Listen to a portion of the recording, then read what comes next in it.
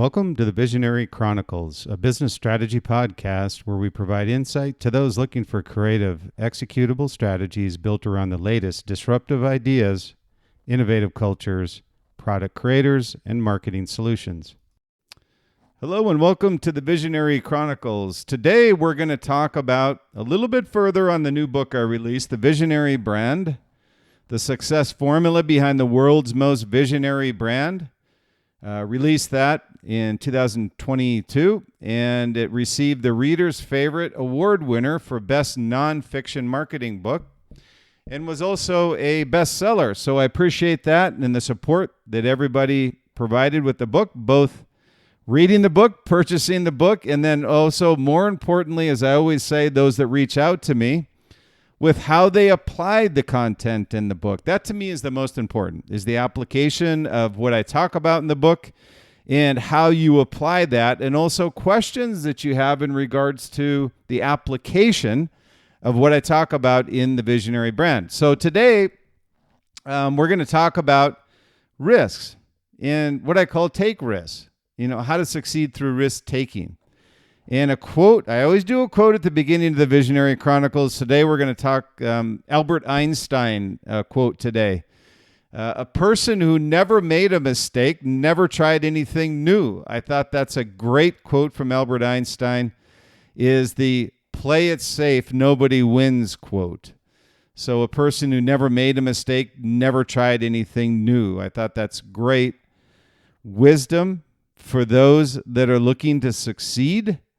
In order to succeed, you need to break through the risk and the barriers to success, but nobody has ever succeeded in creating anything great without having risked first. So risk is part of what I call this visionary brand DNA. It's built into the brand through the people, through the company, through the culture, through the product, through their community. Whoever it is, this DNA of this brand is beyond their product. And I always say, just because you say you're a brand does not mean you are a brand. You have to earn that right to say that you're a brand. They consistently create, authentically build, and continually disrupt in their category. They're always the leader in their category by design. So they create this culture internally to the company that risk-taking is part of their culture. In order to succeed, you need to take risks. So again, nothing great was ever achieved without first what I call embracing risk. This isn't just a one-off, hey, one time, the Sony principle of the Walkman, hey, we're going to risk disrupting our industry with one great product and then sit on our laurels for 30 years. Until we create something new. That is a recipe for failure. It's a recipe for short-term success, but not generational, revolutionary product success that visionary brands embrace every day. And I say commodity companies. You're either a commodity company or you're a brand. So I say commodity companies. How you know the difference between a commodity and a brand is they avoid risk at all costs.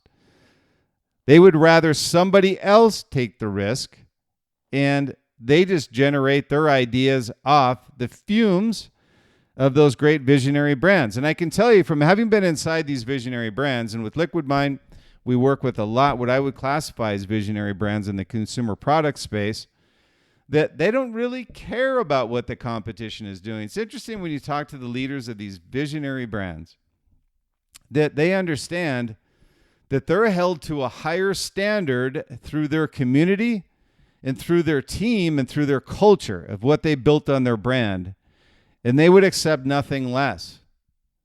So the risk culture, I call it, creates this loyalty throughout the entire brand, creating an aspirational culture in which their community wants to be a part of and an inspirational environment for their team to stay for the long term. Reducing turnover, increasing loyalty, and as a direct result, customer lifetime value.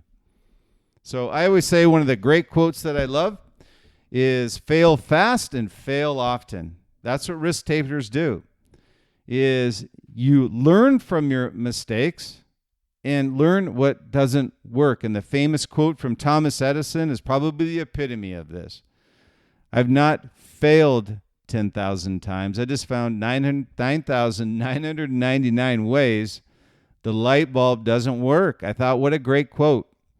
And so how you embrace risk is how you also talk about risk. Are you learning from risk, or are you reducing risk because you failed? So you can either succeed in embracing risk and creating a culture of risk takers, or you can play it safe and become a commodity. It's your choice of what you want to do. And as a brand, you have to embrace risk to be successful.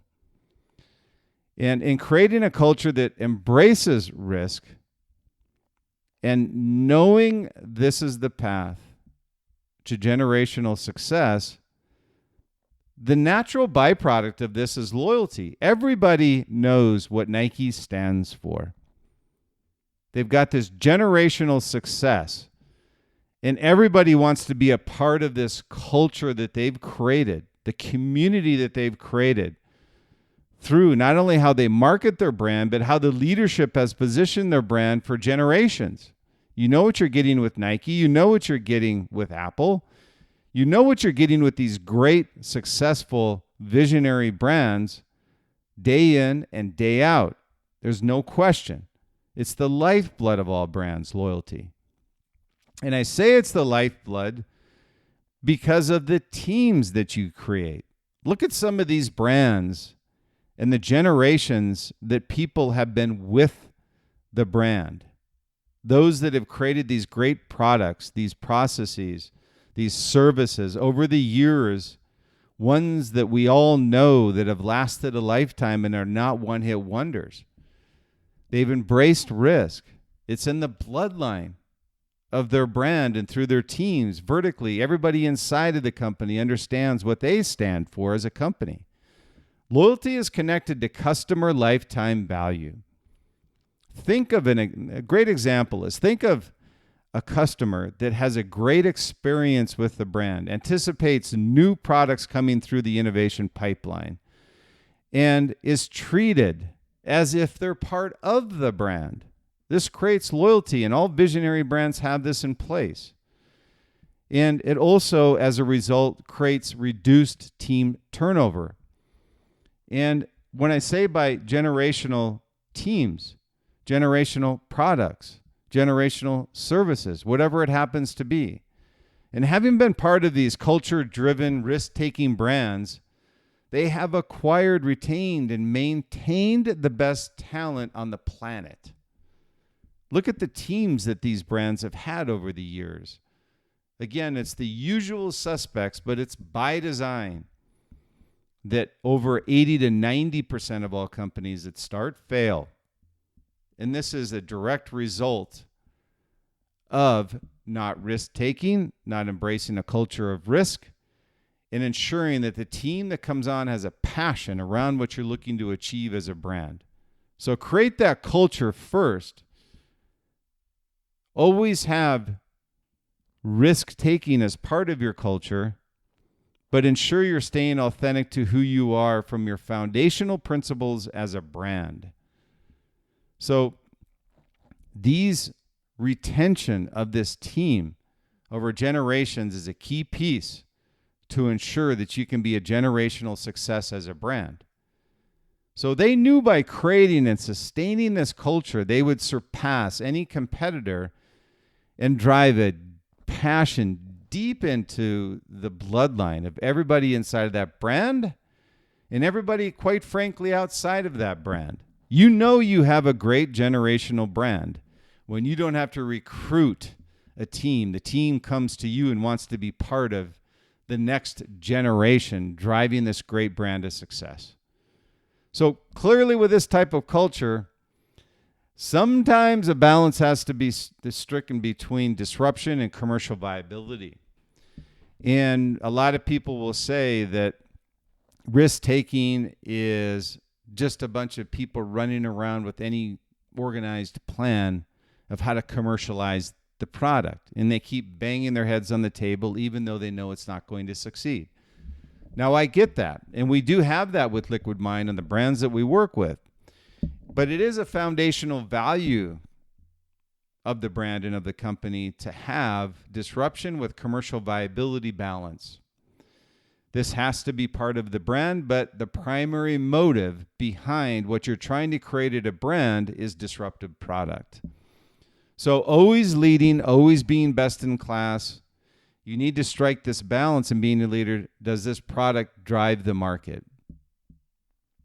Or is it driven by the market? That's really a question when you're in there in your ideation phase of a great generational product and putting something on the table that's going to be the next disruptive product or innovative generation of product, or innovative, it could be a incremental improvement to a product, whatever it happens to be, but define what it is. Disruption takes a lot longer than innovation. Disruption is like innovation on steroids. It actually recreates or creates a market. So again, always leading, always being best in class.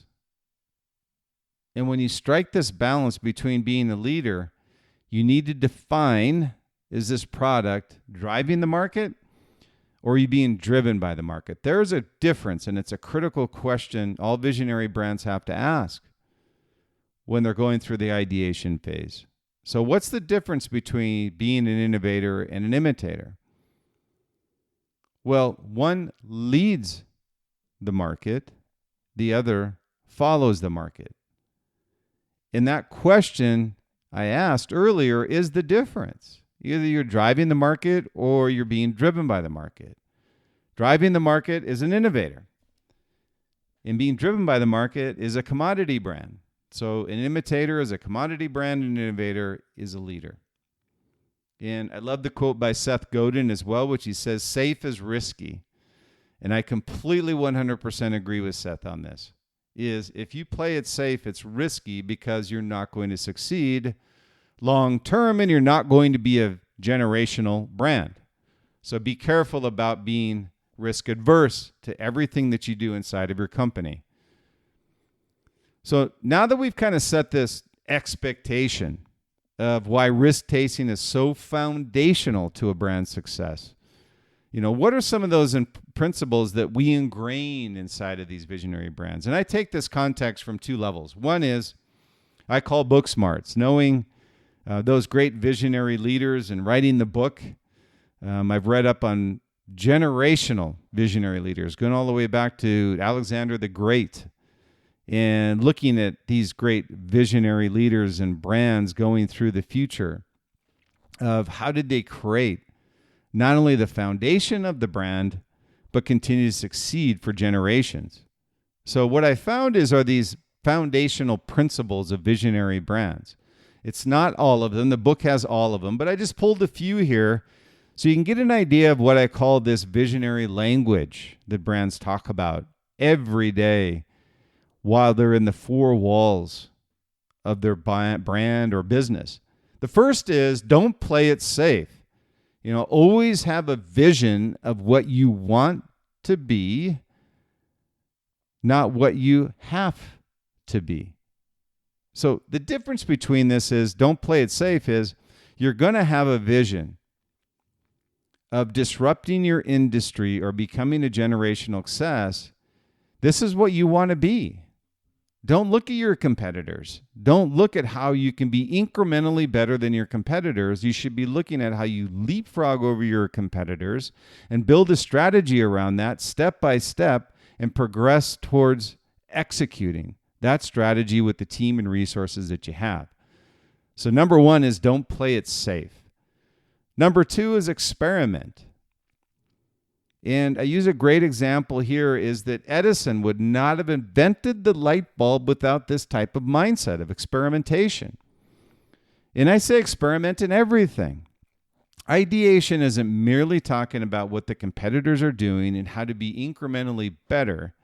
It's how to adapt technologies, adapt product, adapt services, and ask the question, why? Why does it have to be done this way? And how can we do it differently? and succeed at doing it and make it commercially viable. Number 3 is break things. Embrace creative destruction, I call it. Break the status quo. Always ask why. It's a great question when we do ideation whiteboarding. Is with Liquid Mind is we'll always put that question up there first, why? And then we kind of build this construct around that. Why does this service work this way? Why does the process have to be this way? Why can't we eliminate steps along the way? Why can't we make this design different? Why can't we improve functionality? So break things and you embrace creative destruction. It's a key to long-term success. Number 4 is never give up. That's a tough one. And this again goes back to commercial viability and risk-taking. So there is a balance there. But if you see something, a light at the end of the tunnel, never give up. Edison would not have created anything without this principle of never giving up. But there has to be a balance there between commercial viability and risk-taking and never giving up. But this should be something that's inherent in the foundation principles of your brand if you're going to be generational, is never giving up. And number 5 is don't bloody the water. This is probably my favorite, is that stay out of those shark-infested waters. Find your open blue ocean, this blue water, through disruption. Ocean is a big body of water. But why is it that so many brands fight over the same shark-infested waters? Why not go where there's open water and find your success? It's a lot easier than you think if you just look beyond the current products, the current competition, and the current processes that are out there today. Find your open water. Don't bloody it. And then finally, number 6 is always think outside the box. Find a new way and adapt products or technologies. And this is clearly what I say on adapting technologies. And I use a story and a reference in the book with Nike. And if you're familiar with Nike and the free shoe that was invented, probably 15 years ago, but they still use the foundation of free. And the foundation of free was that if we can get a shoe that somebody can run in and then they can buy groceries in the afternoon without having to change them and yet still feel fashionable and functional at the same time, we will have found the iconic product. And they found it with free, but they had to think outside the box in order to do so. And at the time, I was working at K-Swiss, and there was always a concern on the board with K-Swiss is that we were a casual shoe. We were buying the grocery stores or going out for a walking shoe. We weren't the running shoe or functional performance shoe. And we said, if somebody comes up with this hybrid, this free technology, we will suffer significantly. And we did, unfortunately, and we were able to recover, but significantly smaller brand as a result of Nike's innovation of thinking outside the box. So visionary brands find ways to disrupt the status quo. That's really what it comes down to when you talk about risk-taking, is why do things have to operate this way? So find different ways of disrupting your industry, being the leader and finding generational success. So building that innovation pipeline I talk about over and over and over again of products, processes, or service that allows a brand to surf the supply and demand chain for generations. Find something on the front end to early adopters and innovators, but also late adopters that can purchase your previous generations of product. Always be feeding the pipeline. These brands are constantly looking for ways to revolutionize and evolve. And I say revolutionize because they can't keep surfing the same wave. It eventually runs out. So the ability to anticipate what your customers need is a visionary gift few possess and why so many companies cannot survive in this world. And there's no guarantee of success, but, risk-taking not risk avoidance, is the proven path to sustaining long-term growth for your brand and for your company.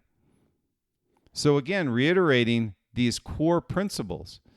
Not all of them. You go in the book, you'll see all of them, but I'll give you a few examples here again of what visionary brands' foundational principles and talking points and what their verbal vocabulary looks like when they talk about within the four walls of that brand.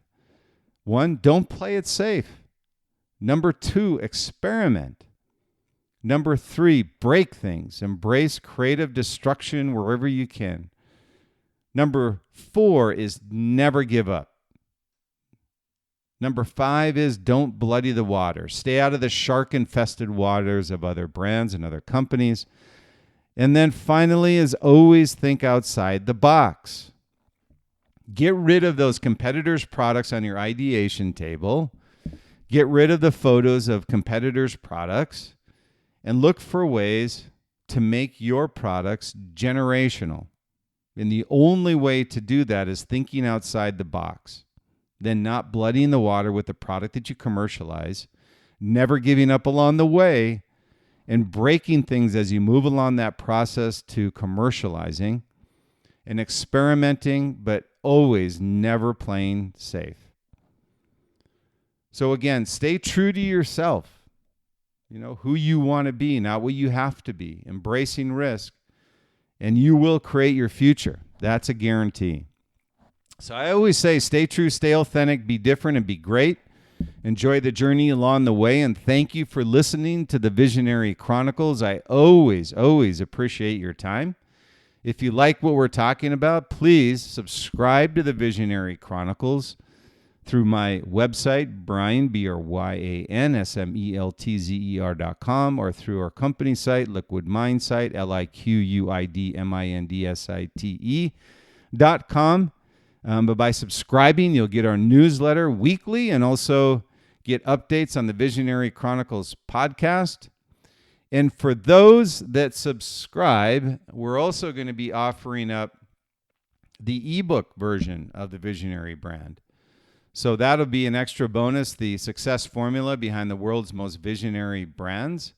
You can find us on Apple Podcasts, Spotify, Podbean, Google Podcasts, iHeart. Every podcast streaming service has the Visionary Chronicles. So again, subscribe and you're going to get the Visionary Chronicles podcast, the newsletter, and also as a bonus, the ebook, the Visionary brand. And then also with the book's release, we also just completed a lot of work, but we just completed the Visionary brand master course, and that is located at thevisionaryfiles.com.